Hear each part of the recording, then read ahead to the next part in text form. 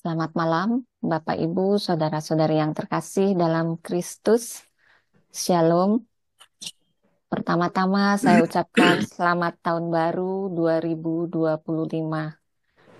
Sebagai umat Katolik, kita bersama-sama memasuki tahun yang penuh berkat, tahun yang istimewa, yaitu tahun Yubileum.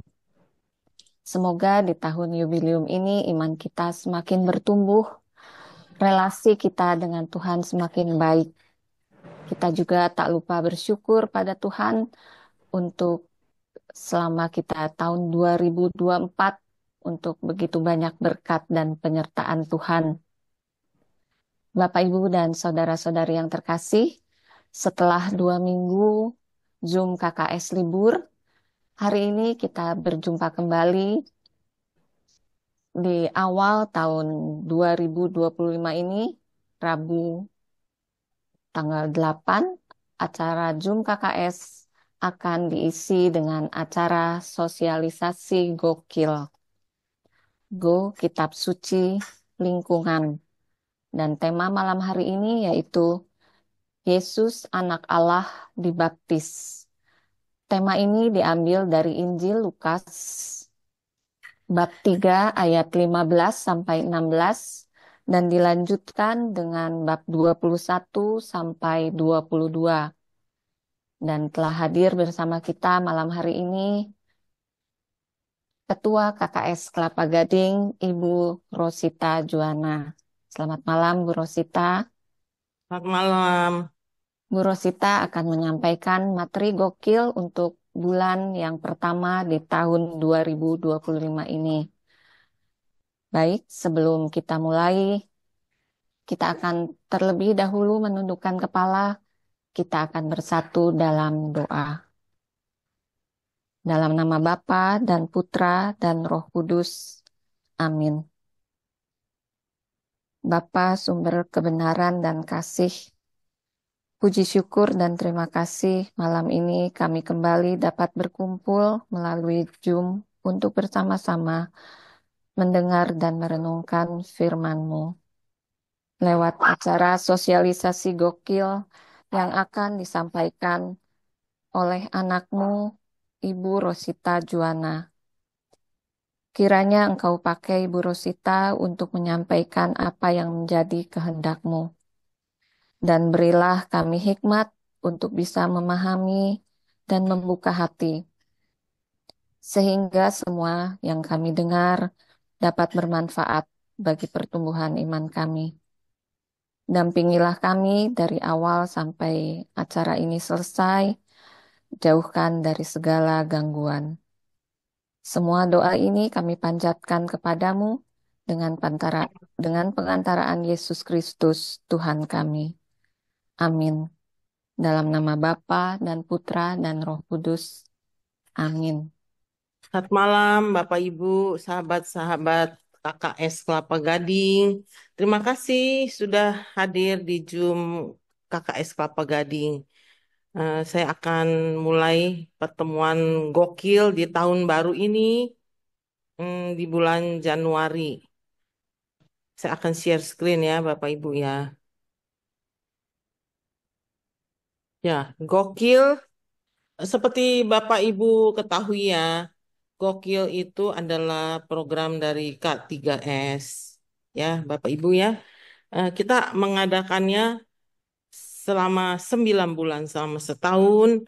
Yang tidak ada itu 3 bulan.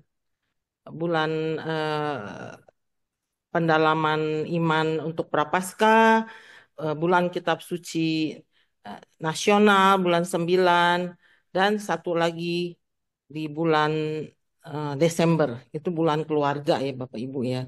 Jadi kita 9 kali, kita selalu mengadakan ini program dari K3S, KAJ, diserahkan kepada kita melalui KKS, dan akan kita bagikan kepada Kaling, Korwil, lingkungan untuk saling sharing, memperdalam kitab suci di antara sesama teman-teman lingkungan gitu ya Bapak Ibu ya.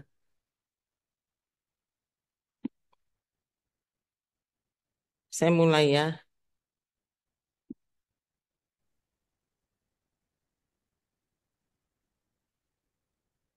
Tema kita kali ini adalah pembaptisan Yesus. Yesus anak Allah dibaptis. Diambil dari Lukas 3 ayat 15 sampai 16, dilanjutkan 21 sampai 22. Kita lihat Injilnya dulu ya. Saya akan bacakan ya. Ayat 15. Namun karena orang banyak sedang menanti-nanti dan semuanya bertanya dalam hati tentang Yohanes, kalau kalau ia adalah Mesias, Yohanes menjawab dan berkata kepada semua orang itu, Aku membaptis kamu dengan air, tetapi ia yang lebih berkuasa daripada aku akan datang, membuka tali kasutnya pun aku tidak layak. Ia akan membaptis kamu dengan Roh Kudus dan dengan api. Ketika seluruh orang banyak itu telah dibaptis, dan ketika Yesus juga dibaptis dan sedang berdoa, terbukalah langit dan turunlah Roh Kudus dalam wujud serupa burung merpati ke atasnya. Terdengarlah suara dari langit. Engkaulah anakku yang terkasih, kepadamu lah aku berkenan.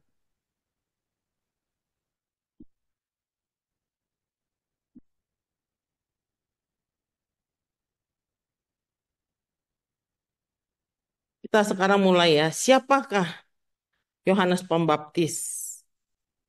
Siapa Bapak Ibu Yohanes Pembaptis? Di sini kita ketahui ya, dari Injil Lukas ini membahas tentang Yohanes Pembaptis. Karena memang temanya kita pembaptisan Tuhan Yesus. Seperti kita ketahui ya, Tuhan Yesus itu minta dibaptis oleh Yohanes Pembaptis. Mari kita telusuri lebih dalam ya, mengapa Yesus minta dibaptis oleh Yohanes Pembaptis. Jadi kita mau tahu dulu nih, Yohanes Pembaptis itu siapa? Ya, Yohanes Pembaptis itu secara umum dikatakan adalah anak dari seorang Imam Zakaria. Ya, biasa hidupnya di padang gurun, pakaiannya dari bulu unta, ikan pinggangnya dari kulit, dan makanannya belalang dan madu hutan. Tuhan memanggilnya untuk mengajar di seluruh daerah Yordan, Sungai Yordan, dan membaptis orang-orang. Jadi memang misinya Yohanes itu membaptis orang-orang untuk mempertobatkan orang-orang itu ya Bapak Ibu ya. Awalnya kita dalami lagi ya di ayat sebelumnya itu. Seperti Bapak Ibu ketahui ya bahwa ketika Maria mendapat kabar dari malaikat Gabriel bahwa ia akan mengandung dari Roh Kudus ya Bapak Ibu ya, bergegas dia pergi mengunjungi, memberikan kabar sukacita itu kepada saudaranya Elizabeth.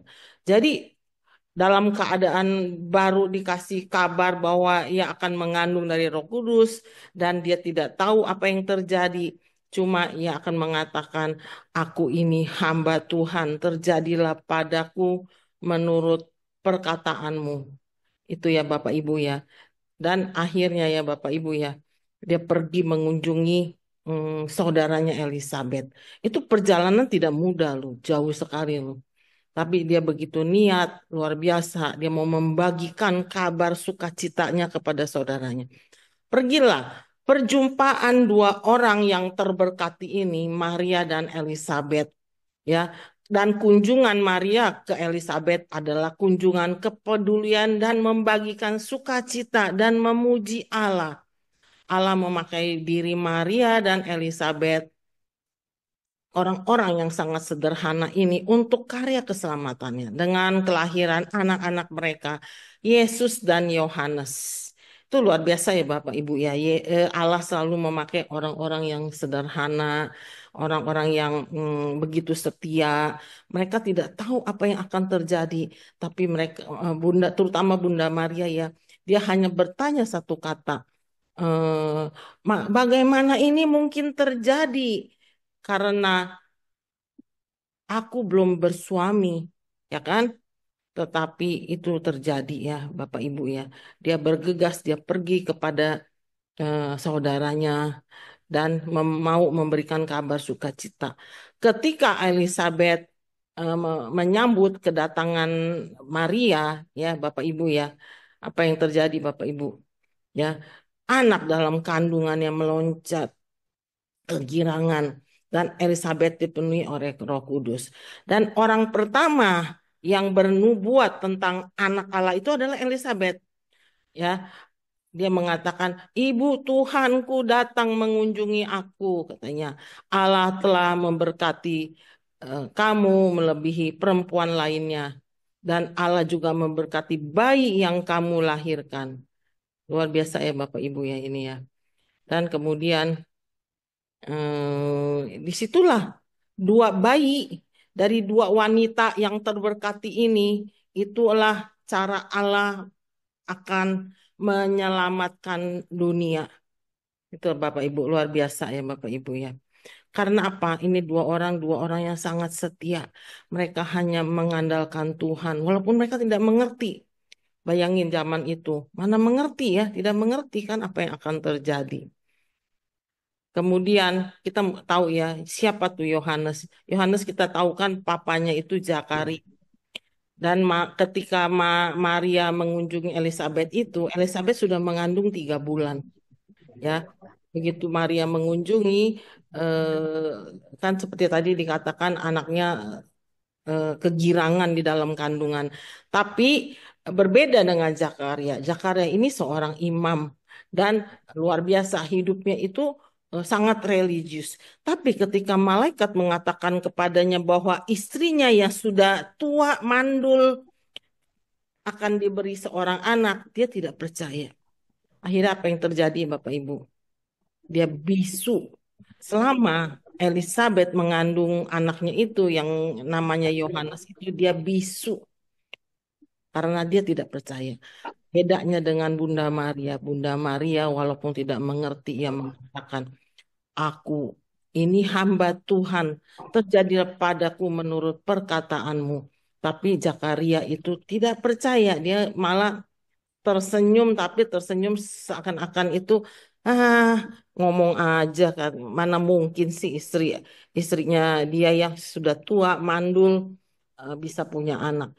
Jadi dari sini kalau saya melihat saya pribadi ini tafsirnya saya mungkin juga Yohanes ini ya anak bukan anak sembarangan, mungkin juga eh, Allah bekerja melalui Roh Kudus juga. Makanya Zakaria itu bisa mengatakan seperti itu, dia tidak percaya. Karena mungkin saja orang tua ini sudah tidak berhubungan suami istri lagi. Karena dia sudah umurnya 100 tahun. Makanya si Zakaria ketika malaikat mengatakan dia akan mengandung, dia ketawa sinis gitu. Karena dia yang tahu bahwa dia sama istrinya itu sudah tidak berhubungan suami istri, kok bisa punya anak. Jadi kalau menurut tafsir saya nih ya, bahwa itu juga Roh Kudus yang bekerja. Tapi tidak dikatakan di kitab suci. Hanya dikatakan di kitab suci Maria akan mengandung anak dari Roh Kudus, ya kan? Itu kita tercantum tuh di kitab suci. Tapi kalau Zakaria tidak ada perkataan seperti itu.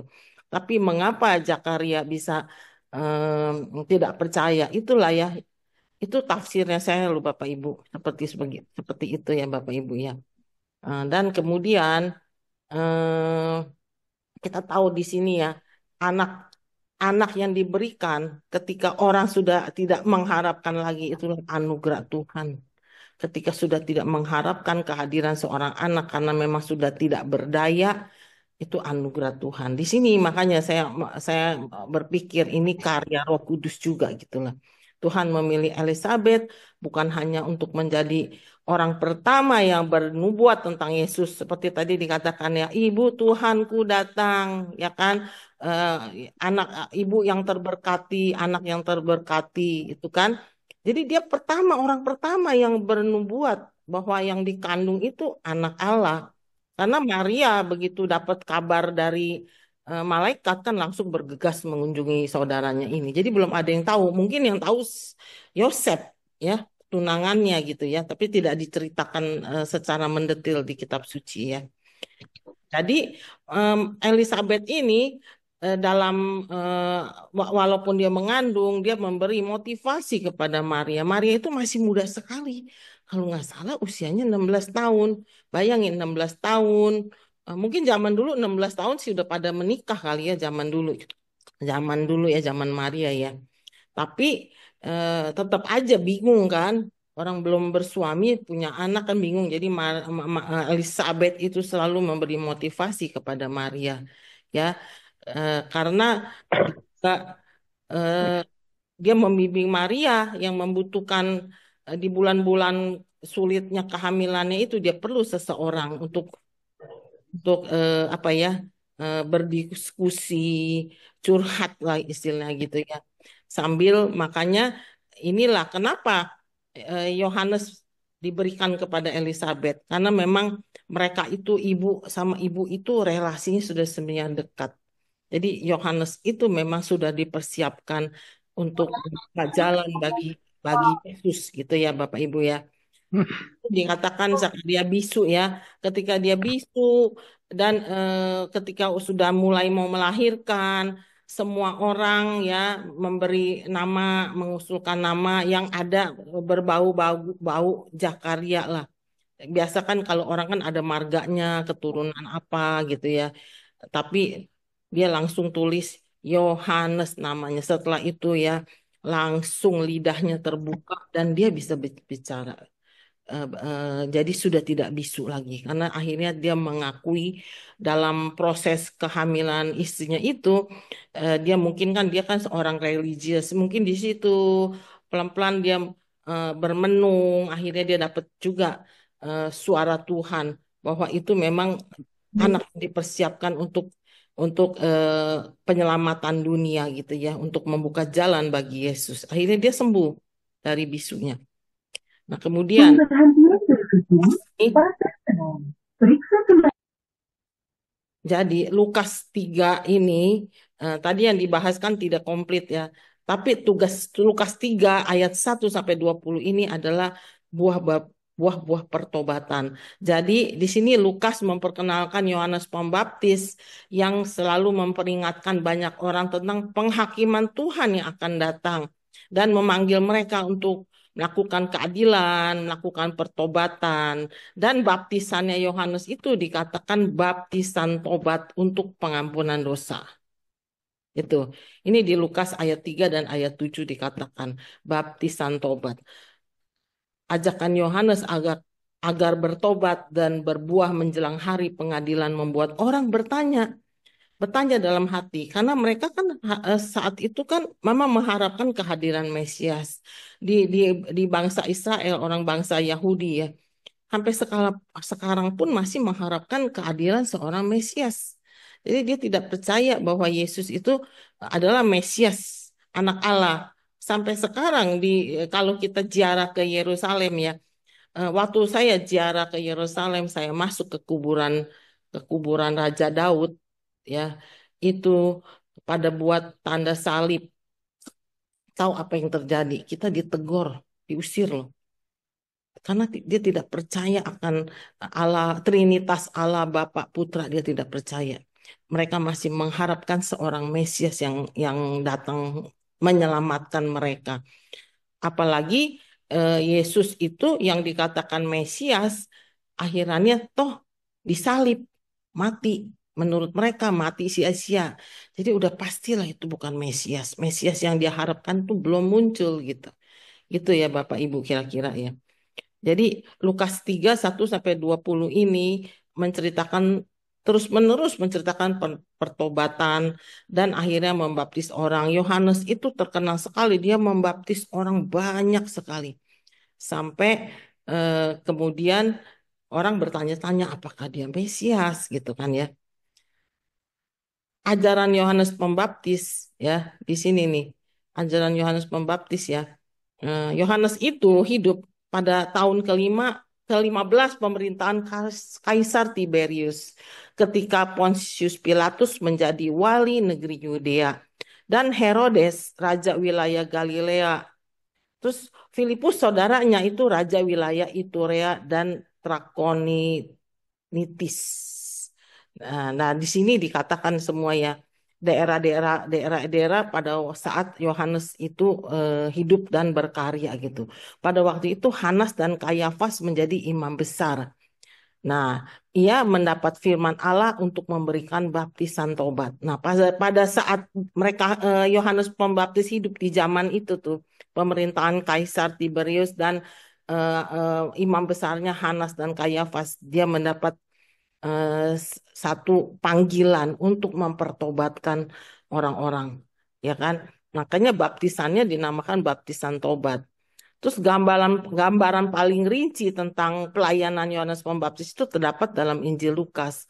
Lukas mengutip ayat Yesaya 40 ayat 3 sampai 5 tentang pesan Yohanes. Ya kan? Di sini jadi Yesaya itu dipakai oleh Lukas dalam Lukas 3 ini ayat 4 dan 6 untuk mempersiapkan jalan untuk Tuhan dan memberikan peringatan yang jelas tentang penghakiman Allah yang akan datang yang terdapat pula dalam Injil Matius. Jadi bolak-balik dikatakan ya, bertobatlah, terimalah dirimu dibaptis. Tapi baptisan itu hanya sekedar baptisan tobat ya Bapak Ibu ya. Beda dengan baptisan yang dilakukan Yesus ya. Sebelum pelayanan Yesus di publik, Yohanes mempersiapkan dan memaklumkan kedatangan Yesus ya. Nah, di ayat 1 dan 20 ini pengajaran Yohanes Pembaptis secara terperinci. Ia berjanji bahwa karena orang bertanya-tanya, apakah engkau Mesias? Kenapa engkau membaptis orang dan orang berduyun-duyun minta dibaptis oleh Yohanes Pembaptis? Makanya dinamakan pembaptis belakangnya gitu ya. Yohanes Pembaptis karena dia membaptis orang banyak sekali. Jadi orang bertanya-tanya, apakah engkau Mesias? Nah, dia mengatakan bahwa seorang yang lebih berkuasa darinya akan segera datang. Gambaran singkat tentang Yohanes ini melanjutkan kecenderungan yang ditetapkan dalam Lukas 1 dan 2, di mana Yohanes dan Yesus keduanya berhubungan erat, melakukan pekerjaan yang sama, bekerja sama ya atas nama Tuhan. Dan yang membedakan adalah apa? Yesus adalah Kristus dan Yohanes mendahuluinya untuk mempersiapkan jalan baginya. Itu jelas sekali mereka punya tugas dan status ya. Itu ketahuinya kemudian setelah Yesus dibaptis, baru Yohanes terus-menerus mengatakan bahwa dia tuh membuka tali kasutnya pun dia tidak layak gitu. Kemudian eh, tema kita kali ini kan Lukas 3, 15, 16, 21 sampai 22 ya. Baptisan Yesus itu adalah baptisan solidaritas dengan manusia. Yesus itu anak Allah. Dia tanpa dosa. Tetapi ya dengan dia dibaptis dia minta dibaptis oleh Yohanes Pembaptis, berarti setelah itu kan ada suara, ya kan? Allah menyatakan identitasnya sebagai anak Allah.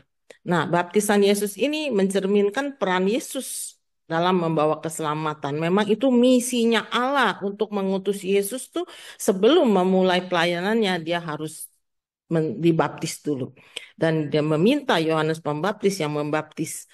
Walaupun Yohanes Pembaptis sebenarnya mengatakan engkau yang harus membaptis aku, bukan aku yang membaptis engkau, tapi Yesus tetap itu dia mau solidaritas dengan manusia karena dia memang lahir sebagai manusia walaupun dia Allah untuk menggenapi kehendak Allah menyelamatkan manusia. Jadi baptisan Yesus ini menunjukkan peristiwa pewahyuan turunnya Roh Kudus dan suara Bapa yang mengatakan, yang mengkonfirmasikan bahwa inilah anakku yang terkasih, ya kan? Itu sama dengan seperti malaikat Gabriel datang kepada Bunda Maria pertama-tama. Itu juga di Lukas 1, 32, 35 dinyatakan bahwa anak yang engkau kandung itu adalah hasil karya Roh Kudus, bukan manusia. Itu sama itu loh, mengkonfirmasikan dari kandungan kemudian dikonfirmkan lagi oleh Allah Bapa pada saat dia dibaptis. Gitu ya Bapak Ibu ya. Jadi pembaptisan Kristus itu terdapat di 3 Injil sinoptik. Matius, Markus, dan Lukas. Tapi paling lengkap di Lukas gitu ya. Jadi di Matius itu dikatakan Yesus datang ke Yohanes Pembaptis di Yordan untuk dibaptis. Yohanes menolaknya. Namun Yesus menjelaskan bahwa hal itu sepatutnya dilakukan untuk menggenapkan kehendak Allah. Setelah dibaptis, Yesus melihat Roh Allah seperti burung merpati turun ke atasnya. Dan para muridnya Yohanes juga melihat tuh saat itu. Terus suara dari surga terdengar mengatakan, inilah anakku yang kukasih, kepadanya lah aku berkenan. Di Markus juga ada, di Lukas ada kan, Lukas 3, 21, 22. Injil Yohanes lain lagi. Dia tidak secara langsung menceritakan pembaptisan Yesus, tetapi diceritakan dalam kesaksian Yohanes Pembaptis ya. Dalam Yohanes 1, 29, 34. Agak berbeda gitu dibanding Injil sinoptik. Nah, sekarang kita lihat ya ayat per ayat ya. Ayat 15 ini dikatakan, namun karena orang banyak sedang menanti-nanti dan semuanya bertanya dalam hati tentang Yohanes kalau ia adalah Mesias. Ini adalah kenapa orang bertanya. Nah, mereka itu ya sangat mengharapkan seorang Mesias penebus, pengharapan mesianis namanya ya. Dia mengharapkan kedatangan Mesias, bertanya-tanya apakah Yohanes Pembaptis adalah Mesias. Ini memberitahu kita bahwa Yohanes sedang menjalankan tugasnya. Ia datang untuk memberitahu bahwa Kristus akan datang dan mereka menantikan kedatangannya. Jadi Yohanes terus-menerus memberitahu kepada orang-orang yang bertanya gitu ya. Ini artinya apa, Bapak Ibu?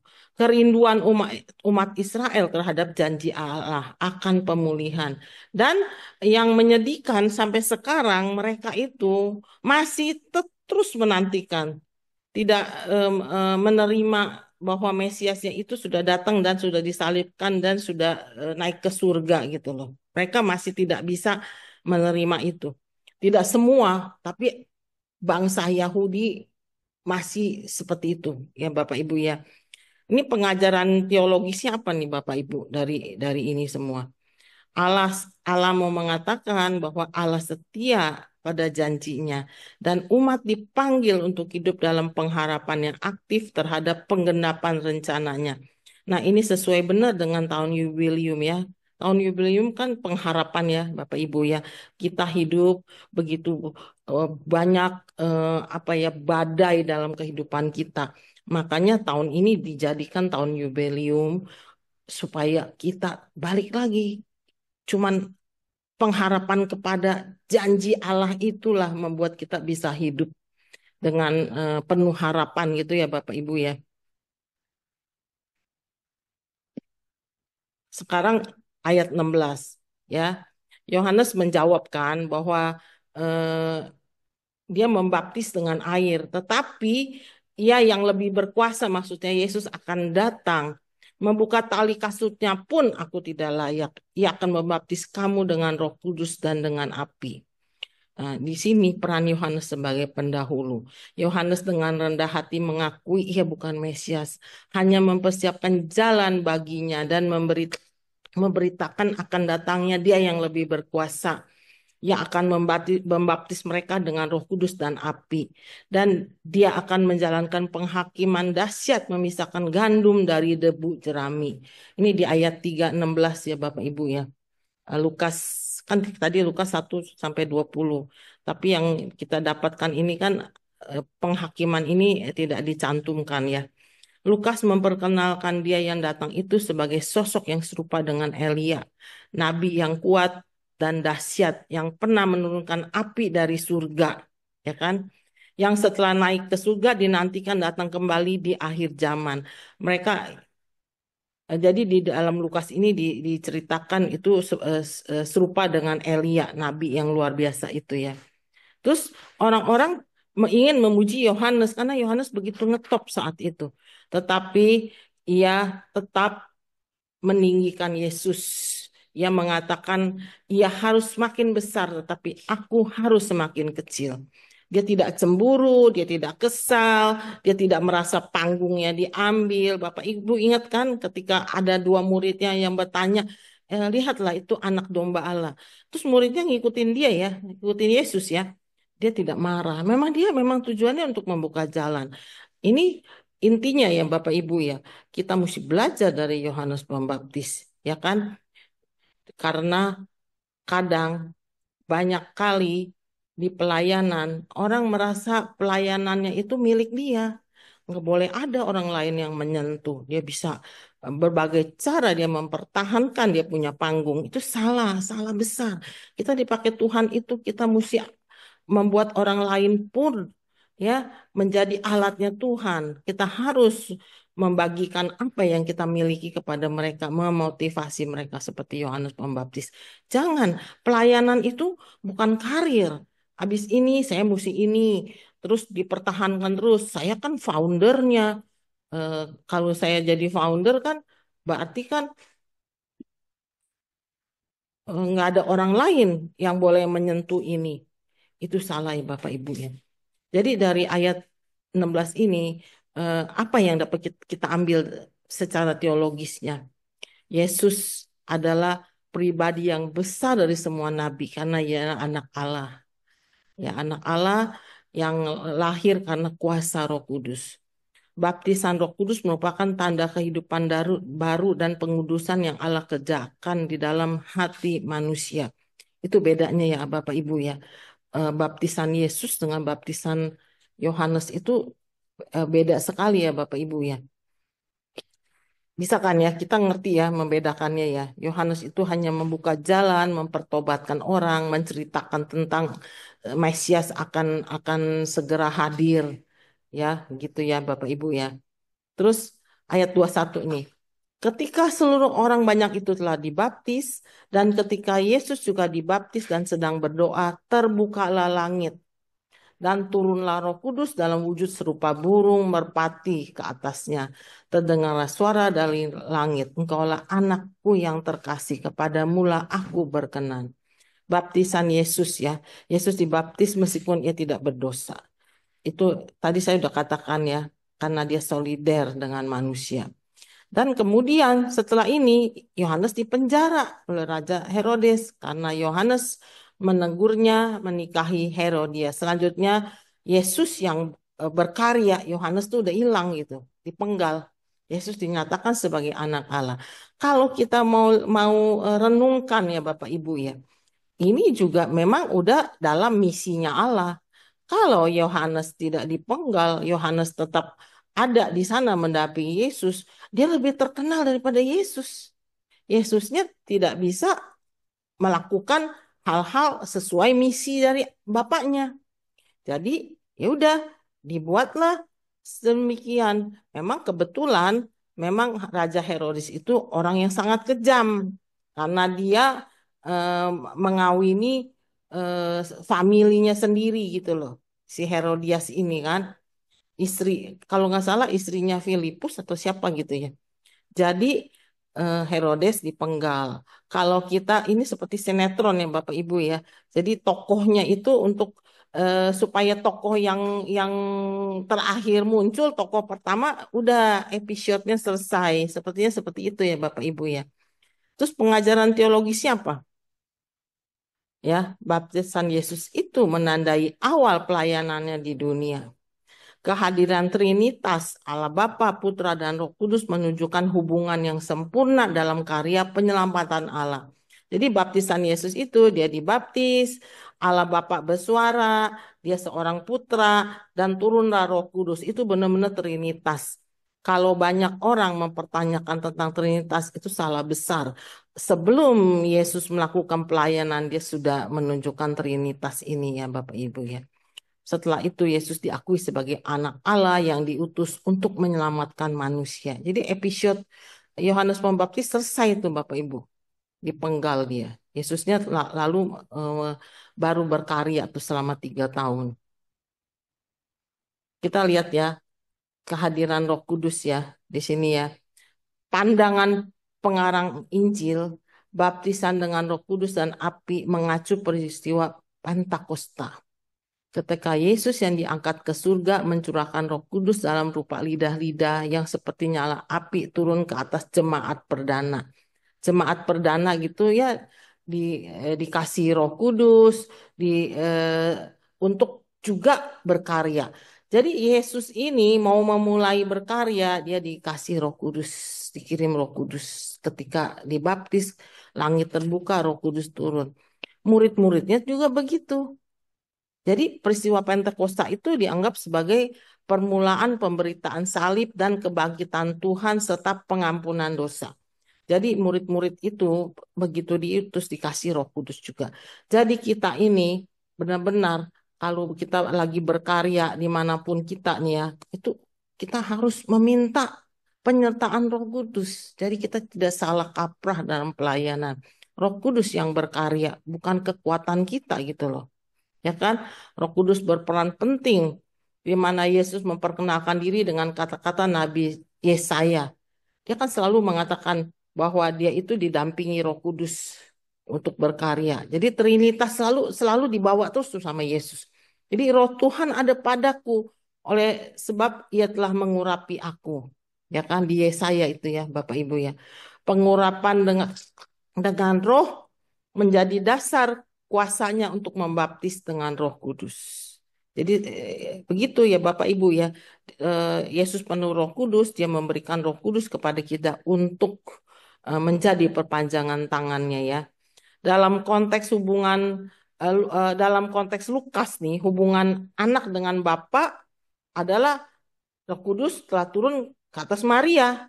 Diawali dengan begitu. Allah mengutus Roh Kudus ya untuk mendampingi Maria dan anak dalam kandungannya Yesus itu adalah karya Roh Kudus. Itu udah Trinitas dari awal tuh. Dari awal Maria dapat kabar dari malaikat Gabriel itu udah Trinitas sudah disebutkan. Kemudian Yesus dibaptis Trinitas lagi gitu ya Bapak Ibu ya. Nah, kemudian Yesus itu mengembangkan nyanyian eh, kepadamulah aku berkenan kan Allah kan mengatakan kepadamu aku berkenan ya kan itu mau mengutarakan bahwa dia itu selalu berhubungan dengan Bapaknya, dia tuh hamba gitu loh. Yesus diperkenalkan sebagai hamba Tuhan yang mempunyai misi universal itu di Yesaya 49 dan ditentukan untuk menderita Yesaya 53. Jadi kepadamulah aku berkenan. Jadi Allah mengutus dia untuk menjalankan misinya yang ujung-ujungnya itu misi dia untuk universal ke seluruh dunia dan dia menderita, sangat menderita. Ya Bapak Ibu ya. Itulah orang-orang yang dipilih untuk menjadi perpanjangan tangan Yesus sesuai dengan misi Bapaknya. Itu bukannya enak-enak loh Bapak Ibu. Beneran. Itu benar-benar kalau kita tidak menggantungkan hidup kita kekuatan Roh Kudus, kekuatan Allah, Allah Trinitas, kita tidak sanggup menjalaninya Bapak Ibu. Yesus aja dipenuhi dengan kuasa power yang sangat besar dari Bapaknya. Barulah dia pergi melayani. Ya, gitu ya Bapak Ibu ya. Begitupun dengan kita ya Bapak Ibu ya. Sekarang kita masuk ke butir permenungan ya Bapak Ibu ya. Yesus dibaptis. Coba kita renungkan. Bukan Yohanes yang membaptis, melainkan Bapa dan Roh Kudus sesuai dengan misinya. Yohanes hanya dipakai tangannya untuk menuangkan seakan-akan dibaptis gitu ya. Tapi itu sebenarnya Bapa sendiri. Makanya Roh Kudus turun. Terus Yesus berdoa saat baptisan ya. Roh Kudus turun atas Yesus dan eh, ditampakkan sebagai nabi atau Mesias yang diurapi Roh Kudus. Kuasa Allah menunjukkan pentingnya hubungan pribadi dengan Allah dalam setiap tindakannya. Doa menjadi sarana untuk menerima kekuatan ilahi dan memahami kehendak Allah yang menjadi inti pelayanan Yesus. Yesus habis dibaptis, ya, dia berdoa. Ada ya Bapak Ibu tadi ya, dikatakan dia setelah dibaptis dia berdoa. Jadi dia tidak mau putus, dia punya hubungan dengan Bapaknya. Karena dia tahu misi ini misi bapaknya, bukannya kekuatan dia sebagai manusia loh Bapak Ibu. Karena dia lahir sebagai manusia, kemudian dia melayani walaupun dia anak Allah. Ya kan, sebagai manusia dia harus berdoa, harus berhubungan dengan bapaknya. Kalau sebagai putra Allah dia nggak perlu berdoa, karena dia juga memang Allah sendiri gitu kan. Tapi dia karena dia solider, makanya dia dikirim oleh bapaknya eh, sesuai dengan misinya sebagai manusia melalui rahim Bunda Maria. Jadi sebagai manusia dia perlu berdoa. Kalau kita apalagi yang dipilih untuk pelayanan kurang doanya atau bahkan tidak berdoa, itu akhirnya kita merasa kekuatan kita dia ada power, ya, powernya itu power diri dia, bukannya power dari Roh Kudus gitu loh Bapak Ibu. Makanya kita mesti berdoa, tidak boleh kita putus berhubungan dengan Bapa. Itu telah dicontohkan oleh Yesus ya Pak, ya Bapak Ibu ya. Terus suara Bapa. Suara Bapa kan membuka rahasia identitas Yesus yang adalah anak yang terkasih. Anaknya kepadanya Bapa berkenan menunjukkan hubungan yang intim antara Yesus dan Bapaknya. Suara Bapa itu juga akan hadir dalam diri kita suaranya kalau kita punya hubungan intim dengan Bapa. Kita mesti siapkan waktu tiap hari mempunyai waktu untuk mendengar suara Tuhan. Jangan kita doa sepanjang waktu, memohon, tapi kita tidak punya hubungan intim dengan Bapak. Karena Bapak mau bicara tidak punya waktu. Kita terus yang bicara. Itu ya Bapak Ibu. Ini perlu jadi bahan pemenuhan kita.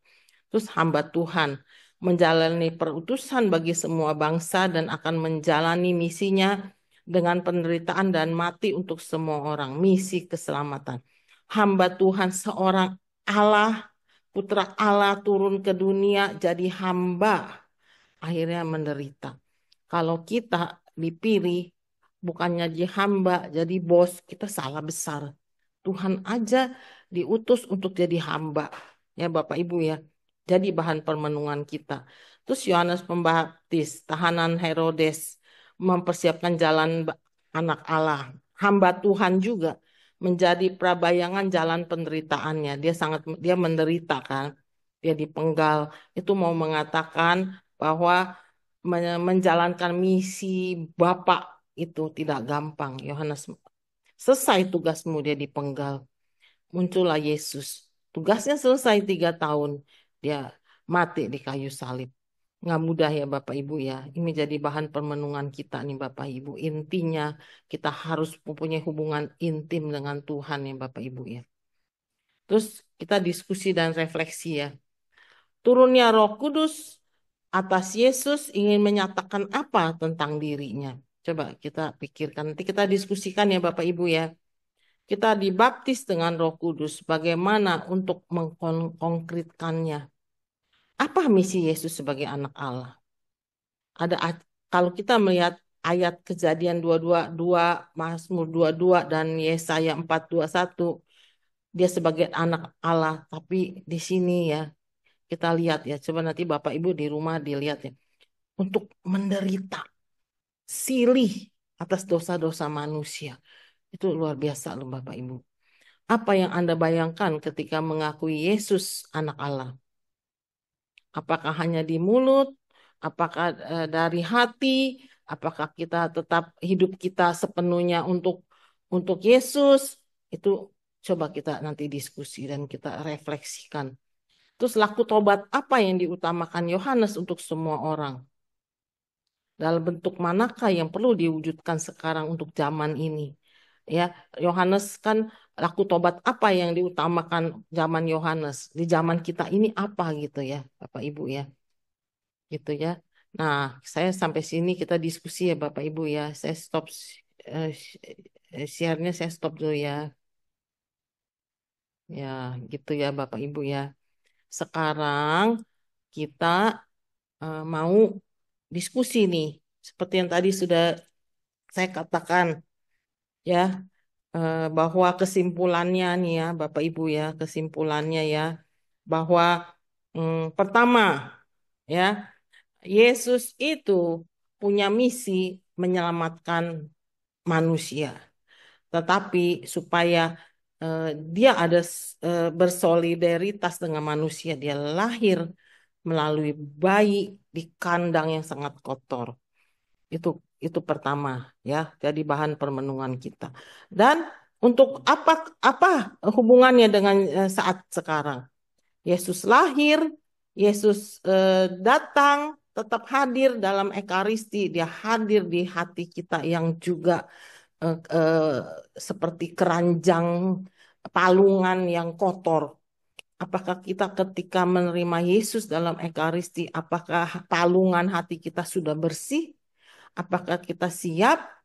Itu yang kadang-kadang kita lupakan, ya kan? Kita menganggap itu ritual tubuh Yesus itu kita terima. Bahkan jadi seperti mistik. Tapi kita tidak siapkan palungan yang bersih. Itu ya Bapak Ibu, itu pertama. Kedua, em, kita perlu mempunyai relasi yang bagus dengan Allah. Gimana caranya? Siapkan waktu tiap hari, walaupun 15 menit, 30 menit, duduk mendengarkan suara Tuhan. Itu Bapak Ibu, baru kita ada hubungan intim. Banyak orang ya sering sharing nih ya, tanya sama saya, kok kayaknya saya doa lama-lama kering ya. Saya doa itu seperti tidak dijawab dan kering loh. Ya karena dia memohon terus, dia tidak mendengar suara Tuhan. Jadi dia tidak tahu. Coba Bapak Ibu pernah nggak ngerasain kita doa sampai tidak ada lagi kata-kata yang bisa kita keluarkan karena kita juga jenuh, karena kita tidak berelasi intim dengan Allah sendiri. Jenuh lah kalau doa terus gitu, apalagi doanya tidak dijawab. Akhirnya apa? Depresi. Banyak orang yang merasa religius justru dia yang depresi loh. Karena dia begitu mengharapkan permohonannya dikabulkan dan ternyata itu bukan kehendak Tuhan. Itu ya Bapak Ibu ya. Sekarang ma- mari kita sharing. Siapa yang mau sharing silakan Bapak Ibu. Dari yang saya paparkan tadi eh, itu kan eh, tentang Injil hari Minggu ya, hari Minggu kedua ya Bapak Ibu ya. Nanti akan eh, dibacakan pada misa Minggu kedua tentang pembaptisan Yesus. Jadi yang saya paparkan tadi, Bapak Ibu, ada yang mau nambahin boleh, ada yang mau bertanya boleh. Silakan Bapak Ibu. Silahkan Bapak Ibu, bila ada yang mau menambahkan atau mau bertanya mungkin. Mau bertanya boleh, mau menambahkan boleh ya Bapak Ibu ya. Atau mau sharing juga boleh Bapak Ibu. Apakah yang tadi bahan permenungan itu ya, saya simpelkan ya itu terlalu ribet ya. Eh, bahwa bagaimana eh, relasi kita dengan Allah Bapa, ya kan? Eh, dan Allah Trinitas, bagaimana relasi kita? Apakah sudah di jalur yang benar? Apakah terlalu merasakan kekuatan kita, kita tidak mengandalkan Tuhan? Itu sering sekali terjadi sama kita loh Bapak Ibu. Kita ada masalah, kita merasa kita mampu, padahal kita tidak mampu. Gitu loh Bapak Ibu. Ayo kita sharing Bapak Ibu. Silakan. Ada yang mau bertanya? Boleh.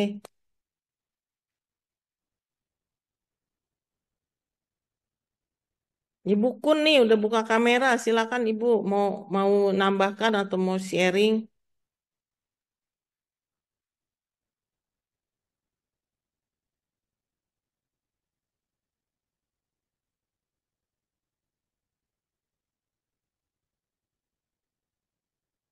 Jadi ada Pak Aji.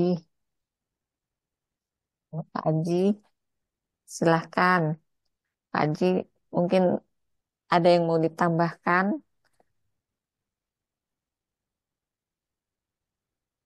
Biasa Pak Aji buat dibawakan di lingkungan, Cik.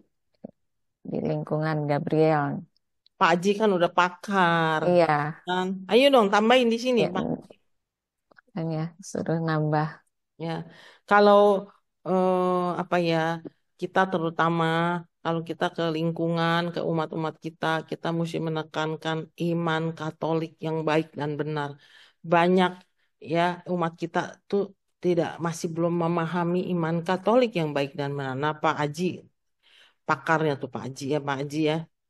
Kadang saya juga kadang-kadang kaget juga gitu loh ya. Ada di lingkungan kita tuh tidak mengerti tentang apa sih, sama aja kan. Kalau dia bilang kalau dia tidak ke misa kita hari Minggu, dia ikut misa di gereja tetangga, nggak apa-apa kan, Yesus sama. Masih banyak umat kita yang bertanya seperti itu loh. Saya juga surprise juga gitu. Kok masih ada ya? Gereja kita itu tidak bisa dibandingkan dengan gereja tetangga. Kita itu, Yesus tuh hadir dalam Ekaristi, bukan simbol. Yesus benar-benar hadir dan melalui tangan-tangan orang yang tertahbis. Yang tertahbis itu para romo, ya, benar-benar tertabis, tidak bisa, bahkan romo-romo yang sudah diekskomunikasi pun dia sudah tidak bisa melakukan eh, sebagai alter Kristus. Alter Kristus itu pengganti Kristus. Jadi romo itu ketika konsekrasi itu di altar itu pengganti Kristus. Beda kalau orang tanya, boleh nggak? Sama aja ya. Kalau saya pergi ke gereja seberang kan sama Yesusnya.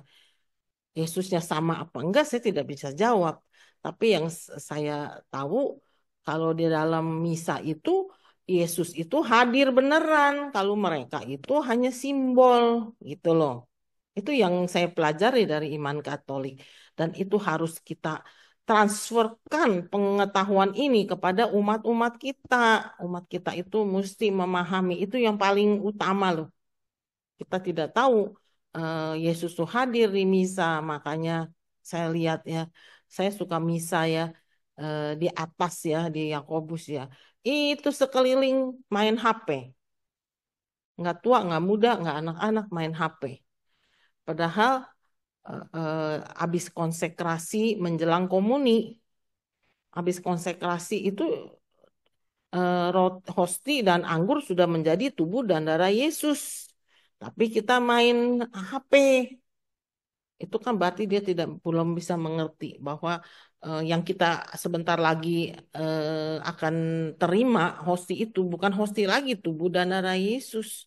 Dan saya juga kadang-kadang miris ya kalau ada hosti yang jatuh terus diambil, terus katanya nanti di belakang akan dihancurkan atau gimana. Saya miris sekali loh kalau kayak gitu. Itu tubuh Yesus jatuh, ambillah, comot. Kalau saya sih pribadi, saya comot, saya masukin ke mulut. Gitu loh. Karena itu tubuh Yesus. Tapi ada orang bilang, jangan, itu kan kotor, udah jatuh. Yes, tubuh Yesus sendiri, dia akan, apa ya, kotoran pun tidak akan bisa mempengaruhi gitu. Menurut saya seperti itu. Ya, miris kan tubuh Yesus dihancurin di belakang gitu kan. Itu saya pribadi loh. Ya, orang kan lain-lain gitu ya. Gitu loh. Karena saya mengimani itu tubuh Yesus dimanapun eh, dia itu tetap Yesus gitu loh. Dan apakah jatuh ke bawah kena debu, apakah dia masuk ke palungan hati kita lebih bersih dari ubin? Belum tentu, Bapak Ibu. Belum tentu hati kita lebih bersih.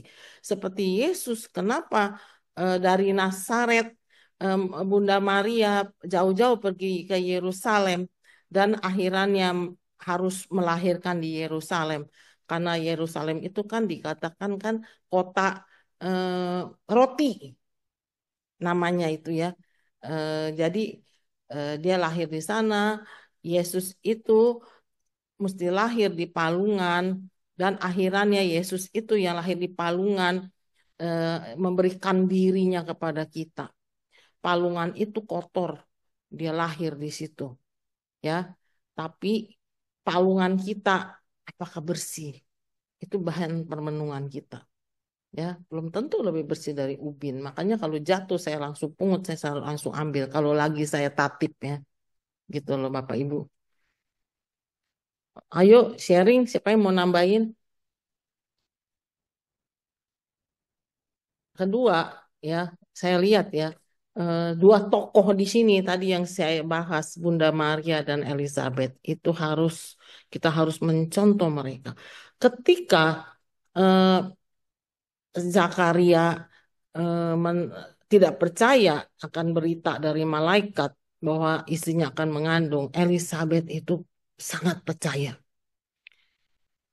Dia menegur suaminya, "Mengapa engkau tidak percaya? Karya Tuhan, mukjizat itu akan selalu terjadi." Ya kan? Karena Zakaria tidak percaya karena dia sebagai manusia ya memang tidak percaya sih dia kalau istrinya akan mengandung kalau bukan itu karena kuasa Roh Kudus, ya kan? Karena dia udah hampir 100 umurnya, Elizabethnya gitu kan udah impossible. Itulah Bapak Ibu. Sekarang coba kita kita renungkan, apakah kita ada kepercayaan seperti Bunda Maria, seperti Elizabeth, ya kan? Apakah iman kita seperti itu? Coba kita renungkan. Seringkali kan kita goyang ya, kita goyang dengan penderitaan, dengan financial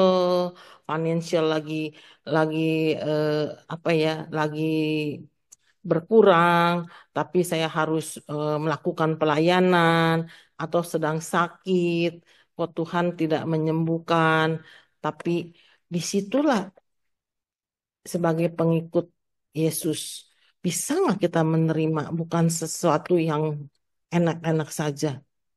Kalau kita lihat ya, kita mau melihat contoh-contoh para santo santa ya, itu tidak ada yang enak hidupnya. Tidak ada enak hidupnya. Makanya kadang-kadang ada orang ya kalau berdoa ya, saya siap Tuhan. Itu siap di mulut apa siap di bibir? Di bibir atau di hati? Itu hati-hati loh. Di mulut kita siap.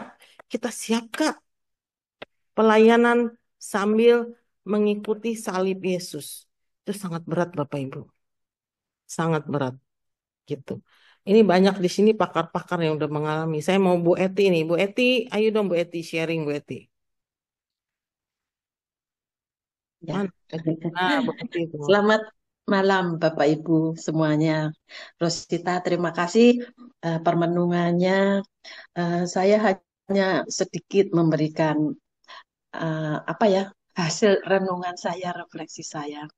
Ketika saya mendengarkan eh, api karunia Tuhan itu Monsinyur Suharyo itu terakhir sekali kemarin di episode ke-66 itu langsung sudah stop dulu, nanti akan disambung kembali entah kapan.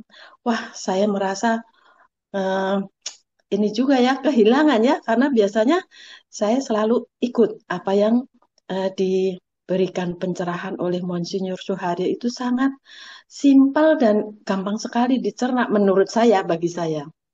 Nah, satu hal sehubungan dengan tadi pembaptisan Yesus. Tadi Rosita sudah memberikan pencerahan dengan sangat gamblang ya, bahwa Yesus sebagai Allah menjadi manusia karena dia betul-betul mau bersolider menjadi korban penebusan dosa manusia yang sangat-sangat berdosa. Tapi bagi saya itu memang sungguh tidak mudah ketika menerima bagaimana saya harus bersolider sebagai manusia loh. Ketika saya mengalami banyak musibah, bukan musibah yang wah kecelakaan misalnya, bukan. Tapi ketika ada masalah, ada kesulitan, baik di dalam hubungan saya dengan keluarga atau dengan di dalam pekerjaan di kantor, itu memang kadang-kadang membuat iman saya juga goyang. Rosita tadi sudah bilang, tidak gampang dan tidak mudah untuk menjadi solider seperti Yesus. Wah, itu kita mah bukan apa-apanya lah dibanding Yesus. Tapi satu hal yang saya mencoba dalam hal ini mencoba mengimani dan menghayati ya. Tuhan Yesus itu dikatakan dia tidak menyembuhkan semua orang yang sakit loh. Betul, pelayanannya selama di 3 tahun berkarya di dalam karyanya, kan tidak semua orang sakit di seluruh Yerusalem itu disembuhkan. Ada juga yang tidak diceritakan dan tidak disembuhkan. Nah, bagi saya, ya kalau saya tidak disembuhkan, harusnya seperti yang Monsinyur Suharyo bilang, bisakah saya itu menerima ketika Tuhan itu tidak mengabulkan permohonan saya? Ketika saya sakit, apakah saya bisa menerima? Kok Tuhan menyembuhkan orang lain, orang lain disembuhkan, kok anak saya enggak? Anak saya mati, suami saya mati. Kok kenapa Tuhan? Nah, itu tidak gampang menerima menghayati apa yang dikatakan itu harus bersolider dengan Tuhan Yesus itu sungguh-sungguh sangat sulit. Tapi kalau saya sering mendengarkan ya entah dari YouTube, entah dari komunitas seperti ini itu minimal setiap saat saya diingatkan. Ingat loh bahwa walaupun uh, Tuhan Yesus itu tidak memberikan apa yang saya minta, tapi ingat dia tidak akan meninggalkan saya. Saya harus uh, tetap berusaha walaupun itu sangat sulit, tapi sekuat tenaga. Kalaupun saya bosan berdoa, kalaupun saya udah rasanya nggak ada, percuma lah. Apa ngapain minta-minta sama Tuhan kalau tidak dikabulkan? Tapi saya tetap harus uh, setia semenit atau 2 menit itu saya harus duduk diem, duduk diem merenung di depan salib. Nah itu uh, pelan-pelan membuat saya itu tenang dan berusaha untuk bangkit kembali untuk tetap menjalani hidup ini. Sehari-hari kalau saya syukuri, walaupun ada banyak hal yang tidak bisa saya selesaikan, tapi minimal saya harus selalu bersyukur karena saya masih diberi kesehatan. Tuhan Yesus masih memberikan saya kekuatan untuk menjalani hidup saya apa adanya. Begitu kira-kira, Ros. Terima kasih. Ya, luar biasa Bu Eti. Kalau mendengar, melihat kisah hidup Bu Eti ya, itu luar biasa. Ya, tapi dia tetap setia loh Bapak Ibu. Itulah yang Tuhan mau. Karena seperti tadi Bu Eti katakan ya, nggak semua orang disembuhkan. Tapi kadang yang sakit itu dipakai Tuhan untuk kemuliaannya. Ya, ya tidak sembuh. Tapi sakitnya itu untuk kemuliaannya. Bisa nggak kita menerima seperti itu? Nggak mudah kan ya Bapak Ibu ya. Banyak yang terjadi seperti itu. Tidak selalu kita itu ada, kalau di tetangga itu kan ada teori kemakmuran. Kita memberi, Tuhan akan membalas. Belum tentu.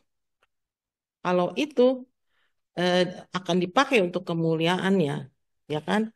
Belum tentu langsung dibalas.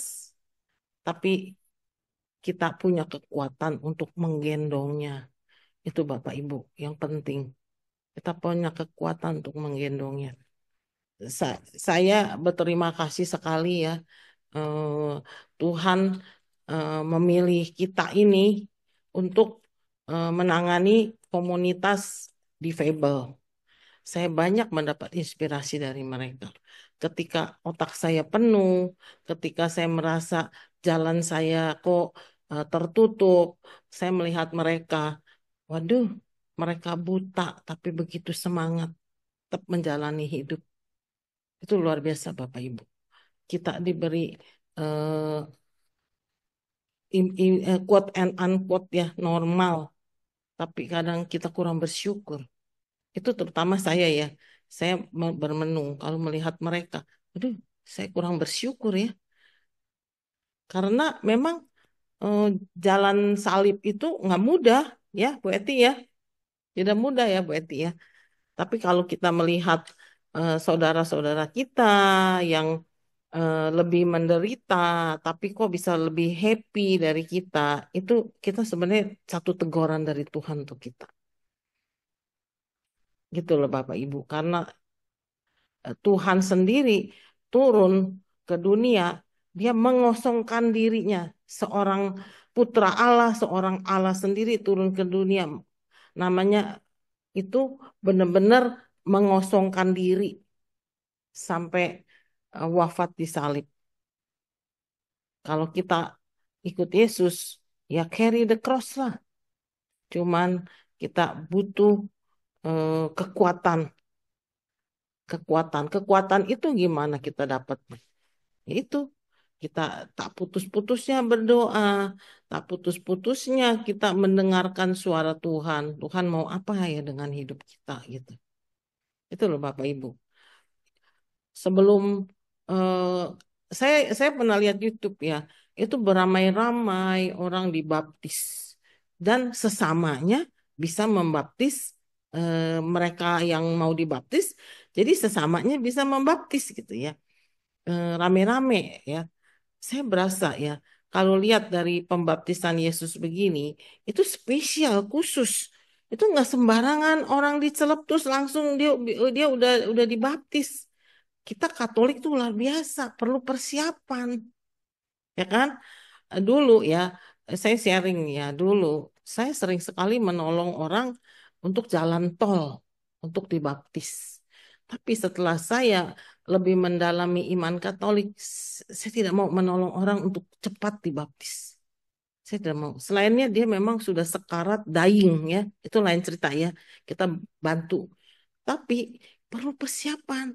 Yesus itu dibaptis itu setelah dia mau mau melakukan misinya loh, ya kan?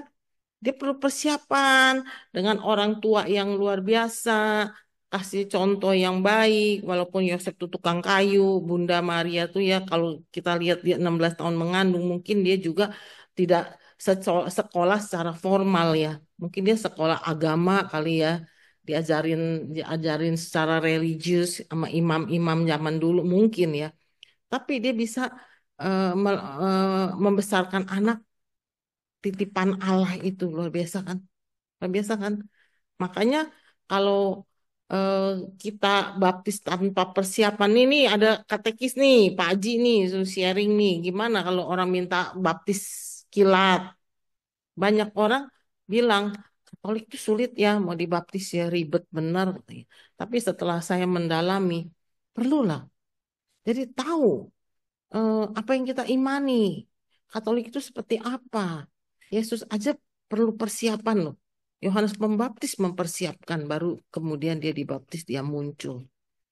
Kita kalau mau enak-enak saja jalan tol, terus sesudah itu kita marah sama Tuhan karena setelah dibaptis kok hidup kita tambah nggak nyaman gitu kan.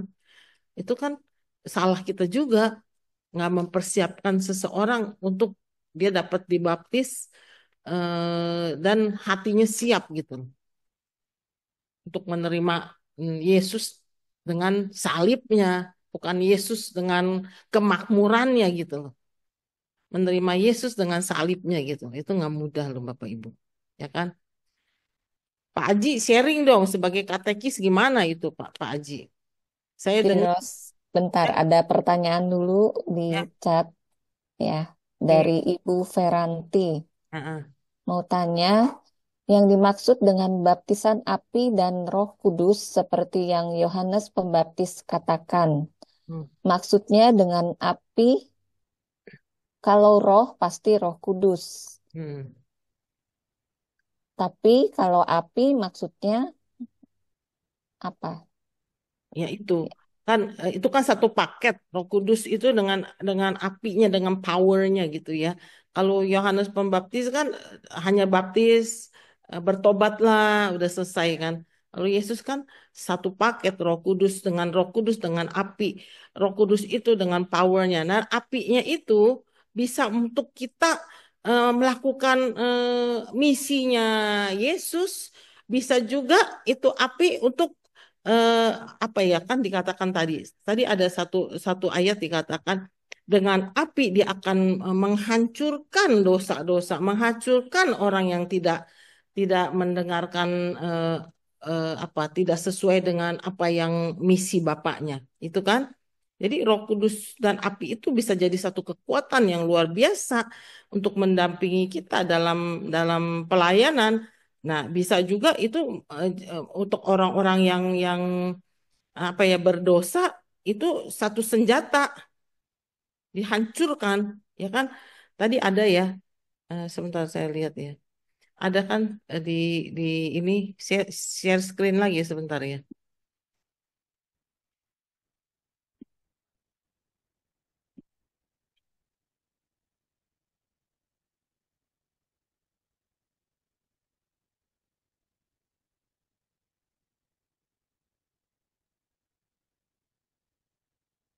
Tuh, ini dikatakan ya, membaptis dengan Roh Kudus dan api, dan dia akan menjalankan penghakiman dahsyat, memisahkan gandum dan debu jerami.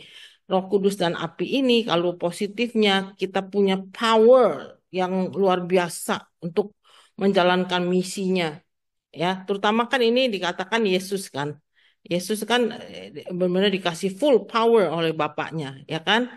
Tapi itu juga bisa menjadi penghakiman dahsyat memisahkan gandum dari debu jerami. Itu ya Bapak ya, itu ya Ibu Feranti ya. Intinya seperti itu. Kan itu Roh Kudus dan api itu kan untuk pembaptisan Yesus. Ya kan? Kalau kita kan air dan terus penguatannya pada pada saat penguatan dikuatkan lagi itu Roh Kudus. Waktu kita dibaptis kan Trinitas dalam nama Bapa, Putra, dan Roh Kudus. Itu udah dapat Roh Kudus, udah Trinitas tuh. Cuman kemudian dikuatkan lagi dengan penguatan. Tidak dikatakan baptisan kita api. Kalau Yesus lain, dia dikasih Roh Kudus, baptisan Roh Kudus dan api. Roh Kudus dan api itu full power. Benar-benar Allah memberikan power yang kuat kepada anaknya.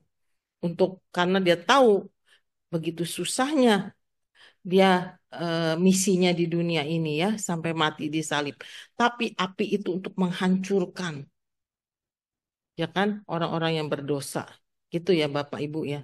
Kalau kita nggak dapet tuh baptisan api, kita hanya air, Roh Kudus, Trinitas ya kan. Itu khusus untuk anak Allah. Itu loh Bapak Ibu. Ibu Feran siapa? Ibu siapa yang Ibu nanya? Feranti. Ya, Mm-mm.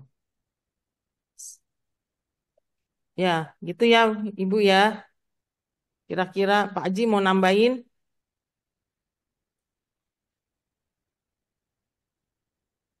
Ini banyak katekis di sini ya. ada Pak Aji, ada Pak Agus Saputra juga. Pak Agus Saputra nambahin dong Pak Agus. Mana Pak Agus? Nah, Pak Agus ya nambahin Pak Agus. Selamat malam, sahabat-sahabatku semua. Saya disuruh nambahin apa ya, Bu Rosita? Bu Rosita tadi memaparkan itu sudah sangat bagus semua. Udah runut, udah komplit sebenarnya. Tapi karena saya diminta untuk nambahin, saya nggak nambahin apa-apa. Saya mungkin cuma menambahin refleksi saya. Refleksi saya dari bacaan tadi ya. Dari sejak saya dibaptis sampai hari ini, bacaan ini sebenarnya udah sering dan kita sudah hampir hafal lah ya. Tapi dalam refleksi perjalanan iman saya merefleksikan ternyata hari ini Tuhan datang mengingatkan saya supaya saya berefleksi. Sebenarnya saya sih nggak mau nambahin ya. Tapi saya terpaksa diminta untuk berefleksi karena kita selama ini kan selalu membahas Bunda Maria, Elizabeth, Yesus, Yohanes. Hari ini saya mau berefleksi yang lain dari yang lain, yaitu saya mau berefleksi dari Zakaria. Kenapa? Karena jarang kita berbicara tentang Zakaria. Kita tuh selalu kalau baca Injil ini kita selalu langsung ke ke ke Bunda Maria, Elizabeth ya. Nah, apa refleksi saya? Refleksi saya adalah Zakaria yang tidak percaya. Kita tahu Zakaria itu adalah imam besar, orang yang taat, orang yang ini. Tetapi walaupun demikian, dia tetap sebagai manusia, dia tetap punya hati manusia yang tetap berlogika. Maka ketika dikatakan bahwa Elizabeth mengandung, sebenarnya dia antara percaya tidak percaya gitu. Makanya dia akhirnya menjadi bisu. Ini mempunyai simbol-simbol dalam Injil. Ya, bagi orang yang percaya seperti Zakaria, saya yakin dia percaya. Tetapi percaya hanya di mulut, hatinya itu kurang percaya. Sehingga akibatnya ya dia menjadi bisu. Ini refleksi saya, ya kan? Nah, refleksi ini saya bawa dalam kehidupan saya. Sebenarnya jujur saja saya juga orang yang percaya sama Tuhan. Saya juga mengimani dalam kehidupan beriman saya. Tapi ketika ada hal-hal yang seperti yang dialami oleh Zakaria, hal-hal yang tidak masuk logika, jujur saja saya sebagai manusia kadang-kadang juga nggak percaya, ya, sebagai manusia, ya. Nah, dalam refleksi malam hari ini akhirnya saya menemukan, oh ternyata saya sebagai orang yang beriman seperti Zakaria juga sangat beriman, saya harus mengimaninya dengan percaya kalau itu kehendak, bahwa hidup ini masih ada kehendak Tuhan. Jadi saya tidak bisa hidup selalu dengan logika terus, ya. Nah, ketika kalau saya percaya, namun itu percayanya kalau boleh dikatakan itu percayanya tapi kan semu ya, bukan percaya dalam arti yang sebenarnya. Beda dengan Bunda Maria yang benar-benar percaya 100%. Aku ini hamba Tuhan, terjadilah padaku menurut kehendak-Mu. Tapi Zakaria ini dia percaya tapi ngeyel istilahnya, ya. Maka apa akibat daripada orang yang seperti Zakaria itu? Yaitu dia akan mengalami kebisuan. Apakah ini bisa saya refleksikan sebagai hukuman Tuhan? Tentu tidak. Tuhan kita tidak pernah menghukum. Tetapi Tuhan mengingatkan melalui Injil ini bahwa saya harus percaya, jangan ngeyel, jangan selalu iman itu tidak bisa diparalelkan dengan logika. Kalau iman itu diparalel dengan logika, maka semua nggak akan terjadi. Seperti Zakaria yang akhirnya dia harus bisu supaya dia juga bisa merefleksikan. Tetapi ketika anaknya lahir, itu kan ketika anaknya lahir itu kan logika udah nggak kepake, karena kenyataannya memang Elizabeth tuh mengandung dan benar-benar melahirkan. Maka disitulah ia menjadi percaya dan akhirnya Tuhan memulihkan sehingga dia bisa berbicara kembali. Nah, inilah refleksi saya bahwa dalam hidup saya, jujur saja, saya sebagai manusia, ketika kalau seperti masalah yang saya hadapin, saya itu juga harus pakai logika.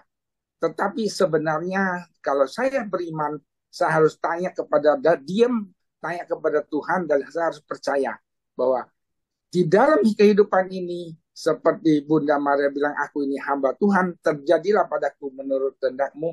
Itu iman yang benar-benar saya imanin hari ini. Jadi ketika saya menghadapi masalah, hidup ini selalu ada masalah ya. Masalah, selalu ada hal-hal yang tidak logika datang kepada saya, maka saya harus belajar antara Zakaria dan Bunda Maria, saya tetap tidak boleh selalu harus pakai logika. Saya harus percaya bahwa Tuhan itu Maha Kuasa. Tuhan itu bisa memakai kita masing-masing. Ya, semua kita masing-masing bisa dipakai oleh Tuhan. Maka saya dari refleksi ini, saya berpikir untuk saya ya terserah yang lain-lain. Mudah-mudahan Bapak Ibu juga bisa merefleksikan bahwa ketika kita tidak percaya dalam hati, dalam hati, tanda kutip dan bertanda kutip bahwa kita juga akan mendapat hukuman atau cobaan seperti Zakaria yang diberi bisu. Sehingga sampai ketika saya percaya, Tuhan pasti akan memulihkan iman saya. Nah, ini yang menjadi refleksi saya. Maka saya bilang saya tidak masuk kepada refleksi Bunda Maria, Yesus, Yohanes Pembaptis. Saya coba melihat dari sisi Zakaria, yang menurut saya selama saya belajar juga jarang dikupas. Hanya mengatakan Zakaria karena nggak percaya maka jadi bisu. Setelah itu dia percaya, anaknya lahir, dia menjadi bisa bicara kembali. Nah, inilah menjadi refleksi saya dalam hidup saya, hidup kita semua. Saya yakin imaninlah dengan percaya. Jangan sampai saya seperti Zakaria yang dibuat bisu oleh Tuhan. Karena dengan Tuhan membuat kita bisu, walaupun kita beriman, kita tidak akan melakukan apa-apa. Karena tidak bisa melakukan apa-apa. Ya, nah ketika saya bisa percaya, maka Tuhan akan pulihkan dan saya bisa berbuat apa-apa sesuai dengan kehendak Tuhan. Bu Rosita, ini refleksi saya pribadi. Jadi mudah-mudahan refleksi saya ini juga berguna untuk orang lain, sehingga kita tahu bahwa kalau kita tidak percaya kepada Tuhan secara murni, artinya dari dalam hati, saya juga bisa seperti Zakaria yang mendapat ganjaran kebisuan. Sehingga dengan bisu, orang bisu itu tidak bisa melakukan apa-apa. Walaupun kamu mengatakan kamu orang yang beriman, kamu percaya, kalau kamu dibisukan, kamu tidak akan melakukan apa-apa. Sehingga hidup saya menjadi sia-sia selama dibisukan oleh Tuhan. Mudah-mudahan dengan refleksi ini, saya bisa belajar supaya mengimanin bahwa di dalam kehidupan ini memang ada hal-hal yang tidak masuk logika, tapi itu akan mampir dalam hidup saya, dan saya belajar untuk tetap beriman, tetap percaya, sehingga saya tidak sampai dibisukan oleh Tuhan. Mungkin itu refleksi saya, Bu Rosita. Semoga berguna untuk teman-teman semua. Ya, terima kasih Pak Agus. Memang itulah iman Pak Agus. Iman itu sesuatu yang menurut kita impossible, tapi dengan iman itu bisa terjadi. Ya kan? Makanya tadi kan saya katakan, sebagai manusia, Zakaria kan pasti, waduh, dia udah tua, mungkin pasti kenapa dia sinis waktu malaikat bilang gitu, karena dia tahu, istrinya itu sudah tidak ada hubungan suami istri, Pak. Tapi yang tahu kan cuma dia kan, ini malaikat ngaco nih ngomongnya nih katanya. Istrinya umurnya 100, Pak. Ya kan? Tapi itu terjadi lah ya, miracle itu ya. Jangan kita nggak boleh apa ya, menganggap enteng juga eh, apa yang terjadi dalam hidup kita dengan iman yang tidak mungkin itu menjadi mungkin sih Pak. Itu terjadi sama Zakaria, ya kan? Ya Bu, tapi memang itu kan ngomongnya kan gampang ya. Di dalam kehidupan, di dalam kenyataan hidup, tidak segampang yang kita ngomongkan. Makanya kenapa Injil ini ditulis, Zakaria ini ditampilkan dalam Injil, supaya kita juga belajar. Tidak gampang, saya yakin tidak gampang.